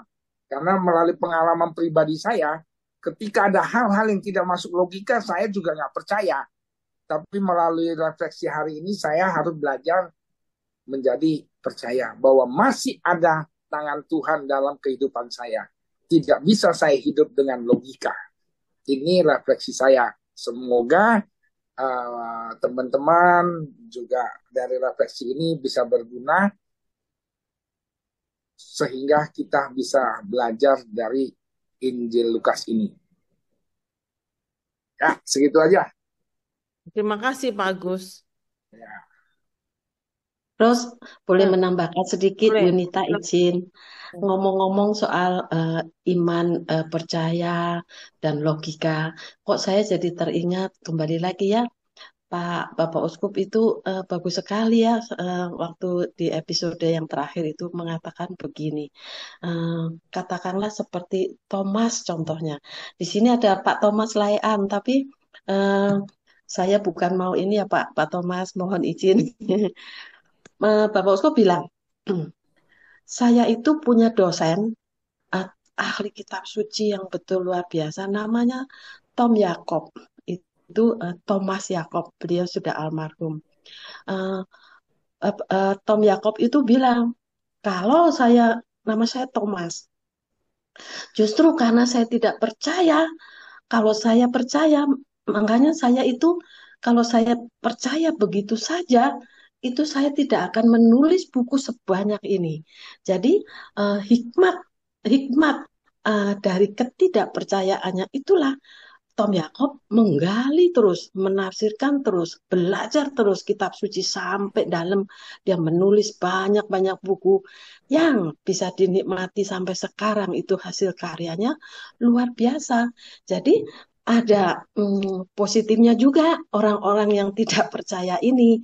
Karena seperti Rasul Thomas sendiri, ketika dia tidak percaya, karena dia punya logika yang sangat rasional, kan Tuhan sendiri, Yesus sendiri malah menampakkan diri kepada Thomas. Hai Thomas, janganlah kalau engkau masih tidak percaya, masukkan jarimu ke dalam luka-luka yang ada di tubuhku itu. Tapi kan akhirnya kan Yesus juga bilang bahwa eh, berbahagialah kalian yang tidak melihat tapi percaya. Jadi untuk mempercayai segala sesuatu, apalagi mau berusaha percaya dengan iman, itu memang yang tadi Pak Agus bilang, itu sangat tidak mudah. Dan salah satunya kalau kita di zaman yang sekarang ini diajarkan gimana kita harus discernment dulu. Ini nubuatan beneran atau hal-hal yang betul-betul palsu, bukan nubuatan yang berasal dari Allah. Jadi perlu sekali memang kita melakukan discernment, dan discernment itu memang ada tahap-tahapnya yang kalau dipelajari itu mungkin bisa 1 semester sendiri baru kita betul-betul mendalami bagaimana proses-proses discernment itu. Nah, Rosita mungkin sudah banyak belajar ya tentang bagaimana membeda-bedakan roh secara pengajaran dari Ignatius Loyola. Begitu, Ros. Ya Bu Eti, terima kasih Bu Eti. Kadang nggak apa-apa. Yesus pun menerima kok Thomas tidak percaya. Tapi kita tetap setia. Zakaria tuh tetap setia loh. Dia tidak percaya. Karena secara logika dia sebagai manusia memang impossible. Tapi dia tetap setia loh melayani di itu loh. Di tempat dia melayani itu sebagai imam. Itu yang Tuhan minta. Nggak apa-apa kok kita nggak percaya. Nggak apa-apa kita komplain. Karena relasi kita dengan Allah yang terjalin baik itu seperti sahabat. Boleh dong kita komplain. Saya seperti sama Bu Eti, saya mau komplain, saya mau curhat. Gini-gini. Terus ada masukan gitu kan. Itu nggak masalah, ya kan? Zakaria tetap setia loh. Ya kan? Walaupun dia bisu. Akhirnya dia dengar suara Tuhan. Anaknya dinamakan Yohanes. Ya kan? Luar biasa kan? Di sini di sebenarnya intinya pembaptisan Yesus. Intinya ya. Tapi banyak yang bisa kita kembangkan dari sini. Bagaimana tokoh-tokoh di sini yang begitu setia, beriman dengan setia walaupun dia tidak tahu apa yang terjadi. Sering kita alami. Bapak Ibu ada nggak pernah nggak ngalami? Kita tidak tahu, tapi terjadi. Ternyata Oh itu, kita tidak bisa, kita nggak perlu mengharapkan miracle seperti Elizabeth, tua dapat anak, itu ya. Itu kita nggak perlu sampai seperti itu. Tapi Tuhan hadir tiap hari, tiap saat dengan mukjizat-mukjizatnya loh dalam kehidupan kita loh. Saya sering merasakan urusan kecil aja, oh itu Tuhan hadir ya, gitu. Ini saya lagi teringat ya, saya lagi buka-buka koper, saya teringat suatu hari saya mau pulang dari Amerika. Timbangan saya itu salah. Saya overweight 10 kilo. 10 kilo saya overweight. Dua koper 5 kilo, 5 kilo. Orangnya bilang, nggak bisa, bongkar, buang atau you bayar. Bayarnya itu lebih mahal daripada barangnya. Itu loh. Saya datang itu 3 jam di muka kan. Begitu saya datang, bongkar. Waduh, saya bongkar. Eh, Timbangannya ngaconya 10 kilo, bayangin. Saya bongkar, saya keluarin barangnya, saya taruh di pojok, timbang ulang katanya. Timbang ulang, udah komplit semua, ya. Saya bebenah, saya masukin lagi itu barang.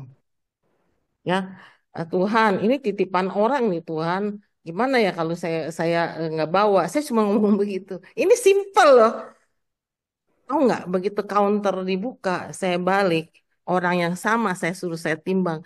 Oh, dia bilang udah timbang, yuk masuk aja, udah nggak usah timbang lagi. Jadi saya lolos 10 kilo itu. Itu benar-benar tangan Tuhan menurut saya ya. Karena saya ngalamin, saya stres banget banget tuh. Di airport keluarin barang 10 kilo tuh banyak loh. 10 kilo itu tas carry kita aja 7 kilo kan. Lebih dari tas carry, bayangin coba. Gitu loh. Itu salah satu penyertaan Tuhan menurut saya. Kita nggak perlu Pak Agus miracle sampai mesti 100 umur 100 punya anak Pak Agus. Miracle terjadi tiap hari dalam hidup kita. Benar. Kalau Benar, kita sebenarnya kalau kita mau refleksi setiap hari itu ada benar, miracle dalam hidup kita. benar. Ada aja caranya Tuhan untuk membantu Iya. kita, ya kan? Ya seperti saya sharing kemarin Bu Eti, itu kan luar biasa Bu Eti.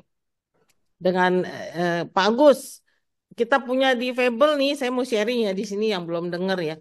Kita punya difabel ini, ya sekarang punya refleksi tunanetra. Ayo Pak Agus jadi pasiennya, datang ya. Nanti saya kasih alamatnya, Pak Agus mesti datang ya. Jadi saya itu selalu merenung, Tuhan, Tuhan mau saya melakukan apa ya? Saya merasa saya bukan orang yang open dengan orang-orang yang difabel ini gitu. Saya bukan tipe seperti itu, ya kan? Yang care. Saya sama mama saya aja, saya bilang, Ma, saya pakein Mbak urus mama. Saya bukan orang yang bisa take care mama sampai mandiin eh, semuanya. Saya nggak bisa. Saya bukan tipe orang kayak gitu. Ketemu di fable yang mesti kita take care. Saya sebenarnya nggak siap gitu loh. Tapi saya selalu merenung Tuhan, Tuhan pakai saya di sini. Nggak salah nih, saya suka ngomong begitu Bu Eti, ngerti nggak Bu Eti?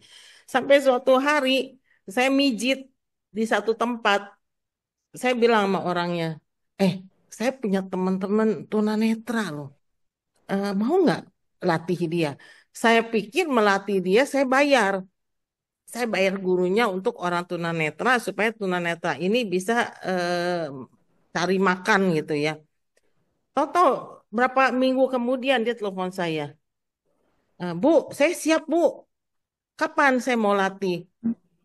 Latihlah. Saya tanya berapa orang yang mau? 6 orang yang hadir. Waktu itu 7 orang yang hadir. Eh, Dilatih di tempat saya sini. Terus orangnya ngomong gini, kalau seminggu sekali cuman 2 jam, kapan pinternya ya Bu ya?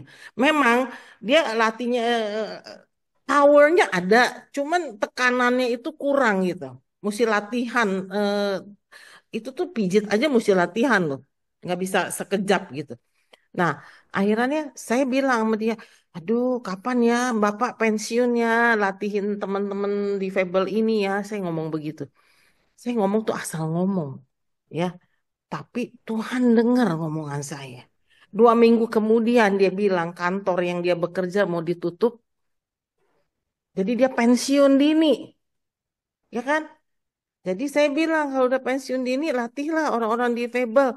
Siap. Terus saya doa lagi. Tuhan, yang difabelnya ada, yang mau dilatih, gurunya ada, tempatnya nggak ada nih. Gimana nih gitu kan?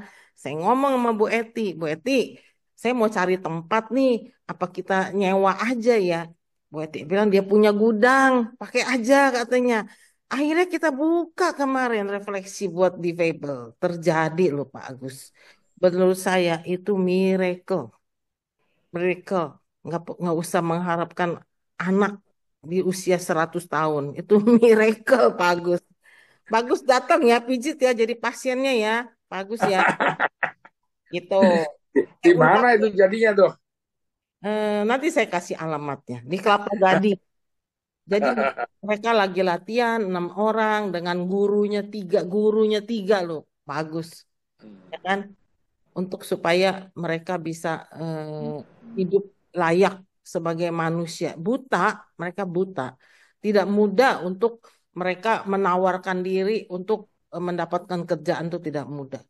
Jadi kita bantu dia untuk supaya kita buka panti refleksi buat mereka. Silakan datang kalau mau ya, gitu. Ini saya sharing kenapa di sini bahwa eh, miracle itu terjadi setiap saat seperti Pak Agus bilang dalam hidup kita. Kalau kita beriman dan kita benar-benar surrender sama Tuhan, itu terjadi. Siapa yang mau sharing di sini? Ayo. Ada Pak Bambang, Ros. Pak Bambang nih Bang, belum sharing. Pak ya Pak Bambang. Bambang.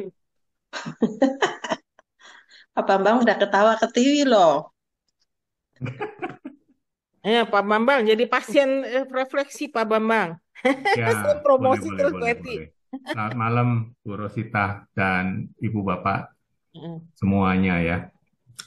Malam hari ini saya sudah mendengar paparannya Bu Rosita dan saya baca ulang yang ayat 15 sampai 17 terus lanjut 21 sampai 22 ya.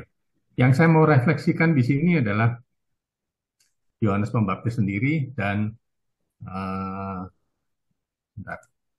Yohanes Pembaptis sendiri sama Yesus gitu. Yang saya bisa refleksikan pada malam hari ini adalah keteladanan dari Yohanes Pembaptis yang betul-betul sangat rendah hati ya. Ketika dia, tadi Bu Rosita bilang loh, di Sungai Yordan itu dia membaptis banyak orang. Di sini dikatakan di kitab suci memang orang banyak gitu ya. Mungkin itu bisa saja itu ribuan gitu ya. Memang tidak ditulis di kitab suci, tapi orang banyak gitu. Bu Rosita tadi udah mengkonfirmasi itu gitu. Nah, yang menjadi refleksi, tapi buat saya ini ya, buat saya sendiri, ketika Yohanes Pembaptis itu sudah begitu terkenal, banyak orang datang ketemu dia untuk bertobat dan minta dibaptis, itu adalah sesuatu hal yang sungguh luar biasa. Yohanes ngomong bahwa dia yang akan datang, dia lebih menunjuk Yesus gitu. Dia tidak memuliakan diri sendiri. Ya, dia bilang dia yang akan datang membuka tali kasutnya pun aku tidak layak gitu.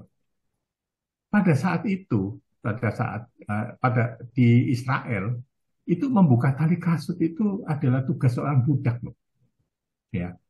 Jadi kalau Yohanes bilang bahwa membuka tali kasutnya pun aku tidak layak, berarti Yohanes memposisikan dirinya di bawah budak gitu. Jadi itu keteladanan buat seorang Yohanes Pembaptis. Nah, kan tadi saya sudah singgung, Yohanes Pembaptis itu sudah begitu terkenal di sekitar Sungai Yordan sana kan, ribuan orang datang.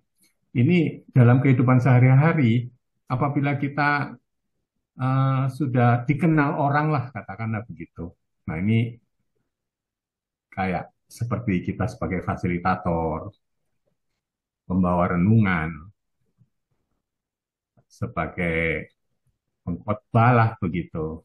Kalau kita sudah dikenal orang, rasa-rasanya ini menjadi refleksi buat saya nih, ya bahwa Yohanes yang begitu terkenal mau merendahkan diri, jadi nggak gampang loh kita bisa merendahkan diri seperti Yohanes Pembaptis itu. Dia begitu rendah hati. Ketika kita menjadi fasilitator yang sering diundang, di lingkungan atau paroki-paroki lain gitu ya, merasa dirinya sudah hebat gitu. Nah, ini refleksi buat saya gitu. Jadi luar biasa lah si Yohanes Pembaptis ini. Itu yang pertama saya pikir ya. Yang kedua, kalau baca di ayat 21, di situ eh, saya tadinya baca-baca ulang, ternyata ketemu nih ya. Yesus itu mau dibaptis, itu kan dia mau merendahkan diri. Tapi dia nggak nyerobot loh, nggak nyerobot antrian orang. Coba baca di 21 ya, saya baca sekilas saja. Ketika seluruh orang banyak itu telah dibaptis, barulah Yesus dibaptis dan berdoa. Bayangin Bapak Ibu, orang yang sehebat Yesus ini, ya anak Allah gitu. Dia mau lu ngantri, ya nggak nyerobot antrian orang, nggak merasa dirinya hebat. Nah itu yang saya bilang tadi, bahwa ini adalah keteladanan yang kerendahan hati, keteladanan tentang kerendahan hati Yohanes Pembaptis dan Yesus sendiri. Ya. Kita pada malam hari ini saya diingatkan gitu. Ya. Jadi baru terkenal di lingkungan aja, baru dikenal maksud saya ya. Kita udah sombong, kita udah diundang sana sini, kita udah tinggi hati gitu. Nah, Injil pada malam hari ini mengingatkan saya lah begitu. Jadi itu Bu Rosita, Bu Eti ya. Pak Agus, malam Pak Agus. Kita ketemu besok pagi ya, Pak Agus. Jadi Bu Rosita itu Bu Eti itu refleksi dari saya ya, teladan tentang kerendahan hati di Injil yang dibacakan oleh atau kita diskusikan pada malam hari ini. Makasih Pak Terima Bambang, kasih. luar biasa. Justru Pak Bambang, justru kalau kita mau memandu gitu, kita kan doa dulu biar agar apa yang kita katakan itu biar Roh Kudus yang berkata, bukan kita menjual diri kita, Pak Bambang, ya kan?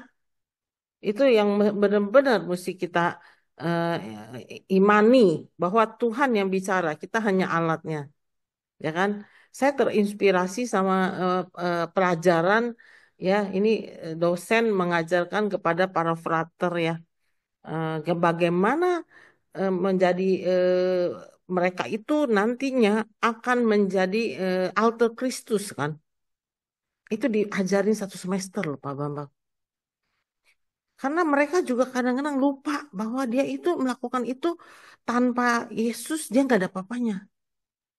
Sekarang ibu-ibu ini sorry ya bukan ibu-ibu aja ya begitu terobsesi dengan seorang Romo yang ngetop gitu ya. Tapi kalau Romo itu sudah tidak ada di altar lagi, dia manusia biasa loh, ya kan? Ya nggak Pak Bambang? Itu sama Yohanes. Makanya begitu Yohanes dikejar-kejar sama orang sekian banyak untuk bertanya apakah dia Mesias, karena dia kan tampil dulu.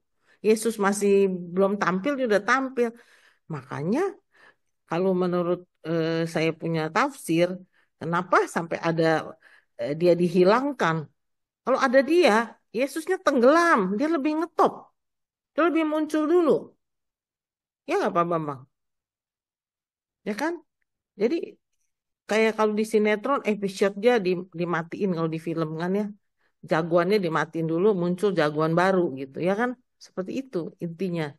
Kalau enggak, Yesus kalah loh sama dia loh. Orang uber-uber dia karena dia duluan. Walaupun orang bilang, walaupun Yohanes bilang Yesus dibaptis dengan Roh Kudus, dengan api. Orang nggak peduli karena Yohanes sudah ngetop lebih dulu. Ya enggak? Ya kan? Memang Yohanes tuh luar biasa. Di sini ini banyak tokoh yang benar-benar memberikan inspirasi sangat besar kepada kita.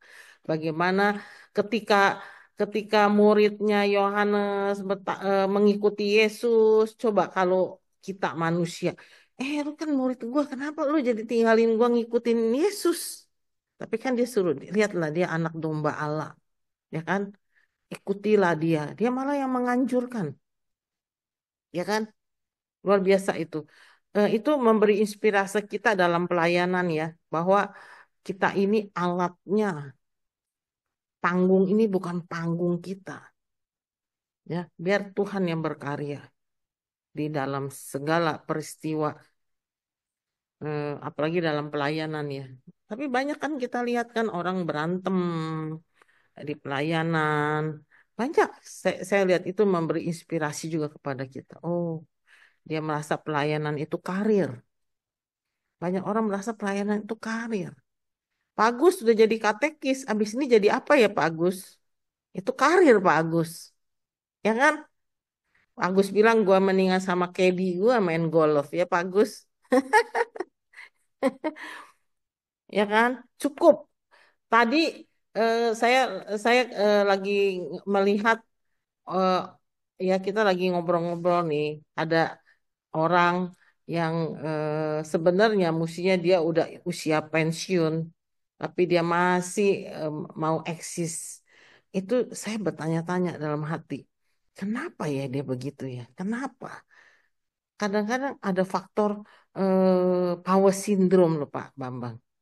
Tapi Yohanes nggak ada power syndrome loh. Karena dia baptis orang ribuan loh. Ya kan?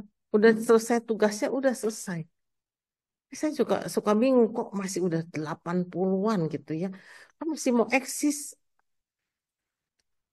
Itu power syndrome, itu hati-hati. Dan intinya ya, dia tidak mendengar suara Tuhan. Tuhan suruh dia pensiun mungkin. Dia tidak mendengar suara Tuhan. Dia tetap mau eksis.